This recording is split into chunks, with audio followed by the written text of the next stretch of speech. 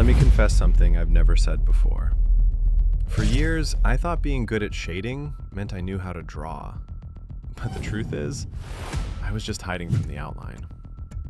And honestly, I was always afraid when someone asked me to draw in front of them. Until I realized something. Without the outline, shading has no structure. And without shading, the portrait never comes to life. You need both. And that's exactly what I'm going to show you. Let me tell you something. The problem isn't that you're lazy. And it's definitely not because you're bad at drawing. The real problem is, you don't trust the process yet. Every time you start a portrait, you're not really sure if it's going to work. You're drawing without knowing what the final result will look like. And that's exactly why I struggled with portraits for years. And maybe that's why you're afraid to start, because deep down, you're thinking, what if it doesn't turn out right? What if people don't like it? What if I'm just not good enough? Trust me, I've asked myself those same questions. I hope you notice something important. No matter what angle I'm drawing, I always focus on the same key points. The eyebrow line, the nose, the chin, the distance from the ear to the edge of the face, and the overall shape of the head. Those are the only points I really care about. And because curves can feel intimidating, I found an easier way. Instead of thinking in circles, I start with a tilted box. Then I divide it into simple sections. And if you look closely, every line now has a purpose. One line helps me place the eyebrow. Another helps me place the nose. Another one helps me find the ear. And that's why this isn't the grid method. I'm not copying tiny squares. I'm just using a few guidelines to place the main features. After that, everything becomes much easier. Because now, I'm not trying to draw eyes, noses, or lips. I'm simply connecting straight lines, like the eyebrow, the base of the nose, the mouth, even the chin. And that's because your brain understands simple lines much faster than complex curves. As you're drawing, I want you to pay attention to something. The edge of the face follows the same angle we established at the beginning. The nose sticks out a little, the mouth sticks out too. For the eye, I simplified it into two triangles, a larger one and a smaller one above it. And suddenly, drawing it became much easier. That's exactly how I want you to think. After that, I added the neck and the body, and with that, the outline stage was finished. It may seem like a simple step, but this stage decides the future of the entire drawing, because without a solid outline, getting a good likeness with shading becomes much harder. That's why every portrait needs to go through stages.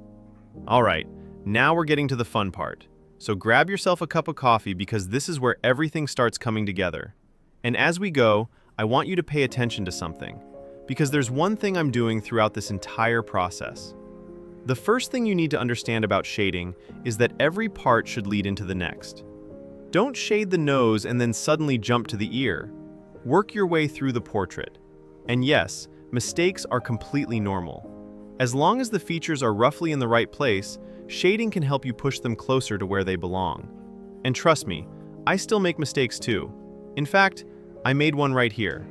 As you can see, I worked from the darker areas to the lighter ones and then moved up to the eyebrow. But after adding the forehead line, I realized that this eyebrow was sitting a little too high. And if I had ignored it, the other eyebrow and the eye would have moved up as well, which means I would have lost the main guideline I established during the outline stage.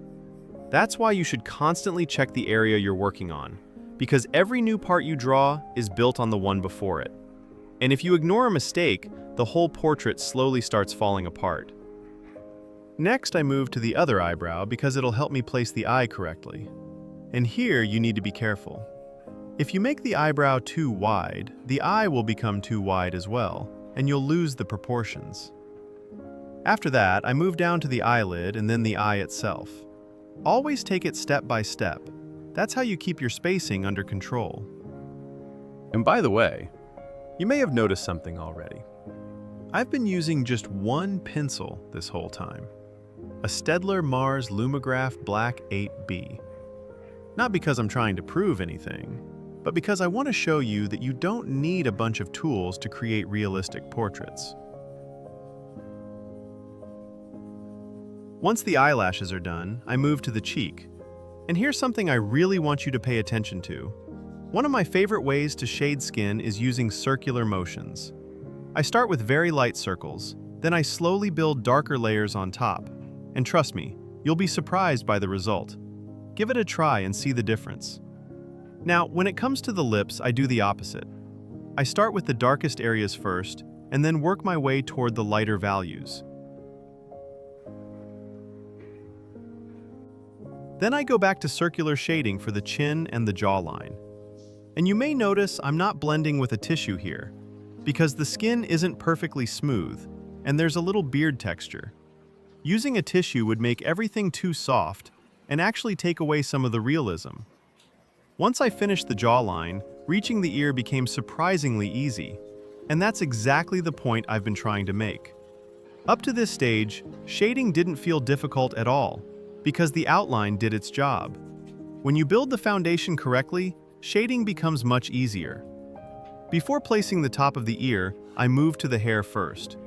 That helped me determine its position more accurately. For the ear itself, I kept things simple. I first blocked in the main shadows and only worried about the details later. Then I moved to the outer edge of the head and started building the hair. I focused on the darker areas first and followed the natural flow of the hair. Not every strand has to be perfect. You're just trying to capture the overall direction and texture. If you have an electric eraser, this is a great time to add some bright hair strands. And if you don't, leave those highlights as your shading.